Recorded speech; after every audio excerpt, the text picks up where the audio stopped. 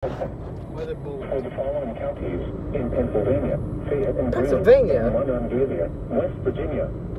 The National Weather Service in Pittsburgh has issued a severe thunderstorm warning for That's southwestern never happened Greene County before. in southwestern Pennsylvania, southwestern Fayette County in southwestern Pennsylvania, Monongalia County in northern West Virginia until 9:30 p.m. At 8:58 p.m., a severe thunderstorm was located 8 miles west of Cassville, or 12 miles northeast of Mannequin, moving east at 35 miles per hour. Hazard, wind gusts to 60 miles per hour.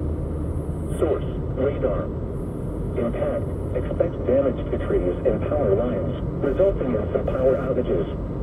Locations impacted include Morgantown, Westover, Star City, Point Marion, Granville, Cassville, Brookhaven, Smithfield, Bobtown, Greensboro, Blacksville, Mount Morris.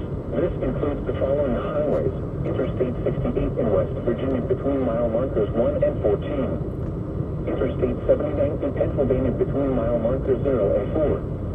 Interstate 79 in West Virginia between mile markers 148 and 160.